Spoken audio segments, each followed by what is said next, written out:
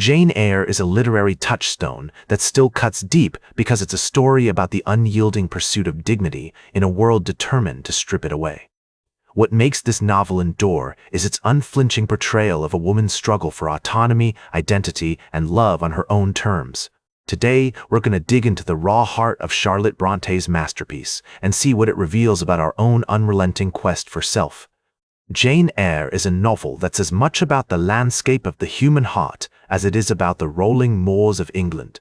It's a story that cuts deep because it's rooted in the harsh realities of life, where survival often depends on one's ability to endure.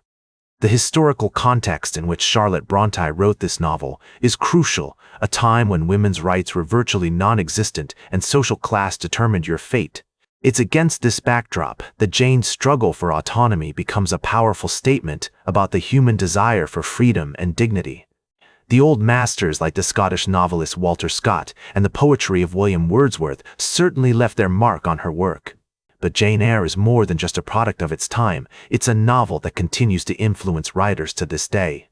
Authors like Jane Eyre, with her post-colonial masterpiece Wide Sargasso Sea, have reimagined and reinterpreted the world of Jane Eyre, offering new perspectives on the characters and their motivations. One of the key techniques that defines Jane Eyre is its use of Gothic elements, the eerie atmosphere, the mysterious events at Thornfield Hall, the supernatural hints that linger in the shadows. It's a masterful blend of genres that keeps readers on edge, much like a hunter tracking his prey through unfamiliar terrain. And then there's the character of Mr. Rochester, a man as complex as the landscape he inhabits. His relationship with Jane is a delicate dance of power and vulnerability, a push and pull that's as captivating as it is unsettling. The critical reception of Jane Eyre has been a mixed bag over the years. Some have praised its innovative storytelling and strong female protagonist, while others have criticized its perceived melodrama and romanticism. But one thing is certain, this novel has sparked some of the most heated debates in literary criticism. Is Jane a feminist icon or a passive victim of circumstance? Is Mr. Rochester a Byronic hero or a selfish aristocrat? These are questions that continue to divide readers and scholars to this day. Her story is one of quiet courage, of a soul that refuses to be extinguished by the cruel whims of fate. Consider the way Brontë masterfully crafts Jane's narrative voice, direct, unadorned, and unflinchingly honest. It's a voice that cuts through the sentimentalities of Victorian literature, laying bare the harsh realities of life as a poor, orphaned woman in a society determined to keep her in her place. The way Jane navigates the treacherous landscape of her own heart is a testament to Bronte's innovative storytelling. Take, for example, the scene where Jane flees Thornfield Hall after discovering Mr. Rochester's dark secret. It's a moment of raw desperation, of a woman forced to choose between her love and her integrity. The writing is spare, economical, yet it conveys the depths of Jane's emotional turmoil with devastating precision. You can almost feel the chill of the moors, the biting wind that cuts through her thin clothes as she stumbles into the unknown. This is where Bronte's use of natural imagery becomes particularly effective. The moors, with their wild beauty and unforgiving power, serve as a backdrop for Jane's journey toward self-discovery. It's a landscape that's both beautiful and brutal, much like life itself. And it's here, in the harsh yet majestic scenery of the Yorkshire moors, that Jane finds a sense of freedom, of release from the suffocating social conventions that have held her back for so long. Take, for example, the character of Bertha Mason, Mr. Rochester's mad wife, hidden away in the attic like a dark secret. She's a symbol of the repressed feminine, a reminder that women's lives were often reduced to mere whispers, silenced by the patriarchal norms of the time. And yet, even in her madness, Bertha exerts a strange power over the narrative, a testament to the enduring strength of the female spirit. Her interactions with Mr. Rochester, St. John Rivers, and even the brooding figure of Richard Mason serve as a crucible for her growth, testing her resolve and forcing her to confront the complexities of her own desires.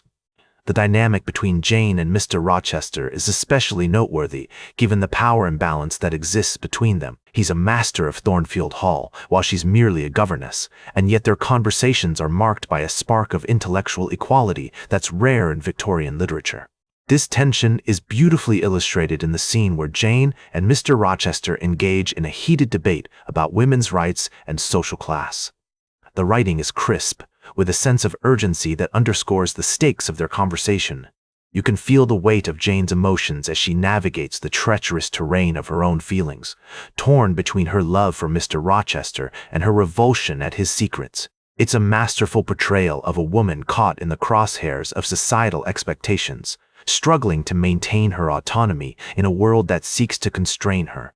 The character of St. John Rivers offers an interesting counterpoint to Mr. Rochester, embodying as he does the stern virtues of evangelical Christianity. His proposal to Jane is a pivotal moment in the novel, highlighting the tension between her desire for spiritual fulfillment and her need for emotional connection. The way Brontë crafts their conversation, with its undertones of repression and longing, speaks to the darker aspects of Victorian morality, where passion was often seen as a threat to social order. In terms of literary influence, it's worth noting that Jane Eyre has had a profound impact on the development of feminist literature. Authors like George Eliot and the Brontë sisters themselves were instrumental in shaping the genre, but Jane Eyre remains a touchstone for writers exploring themes of female identity and empowerment. You can see echoes of Jane's story in works like The Yellow Wallpaper by Charlotte Perkins Gilman, where the protagonist's descent into madness serves as a powerful commentary on the suffocating social norms that govern women's lives.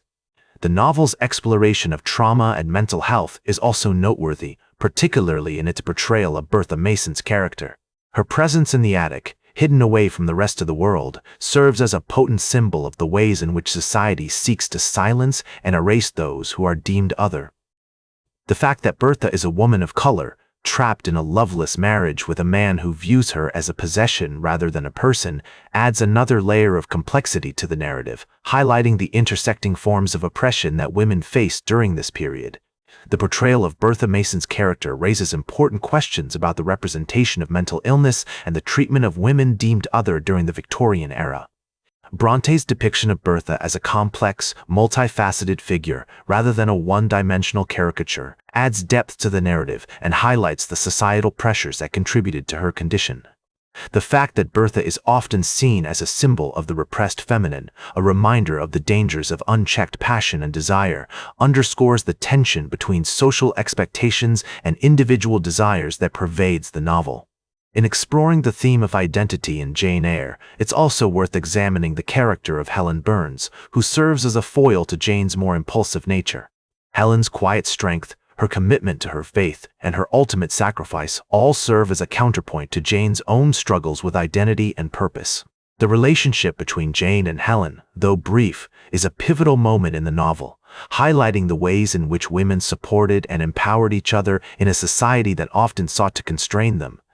The influence of Jane Eyre can be seen in a wide range of literary works, from the novels of the Brontë sisters' contemporaries, such as Elizabeth Gaskell and Mary Elizabeth Braddon, to more modern authors like Daphne du Maurier and Angela Carter. Du Maurier's Rebecca, for example, owes a debt to Jane Eyre in its portrayal of a strong, independent heroine navigating a complex web of relationships and social expectations. Similarly, Carter's The Bloody Chamber reimagines the classic fairy tale tropes that underpin Jane Eyre, subverting them in ways that highlight the darker aspects of female experience. In terms of critical reception, Jane Eyre has been the subject of numerous debates and controversies over the years. Some critics have argued that the novel is overly romantic, that its portrayal of Jane and Mr. Rochester's relationship is problematic, or that its depiction of Bertha Mason reinforces negative stereotypes about mental illness.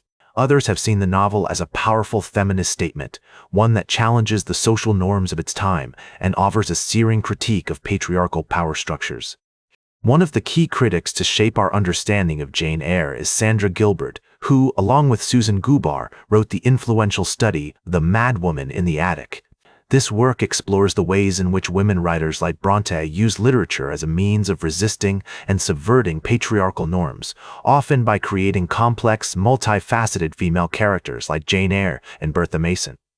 Gilbert's analysis highlights the tension between social expectations and individual desires that drives the novel, and offers a nuanced understanding of the ways in which women's lives were shaped by the societal pressures of their time. Bronte's masterpiece reminds us that true strength lies not in conformity, but in embracing our complexities and contradictions. As Jane herself so eloquently puts it, I am no bird, and no net ensnares me. I am a free human being with an independent will. These words continue to resonate deeply with readers today, a testament to the novel's enduring significance. Like this episode if it hit true. Share it if you respect honest talk about books. Subscribe, because we'll do this again. This is Ernest, signing off.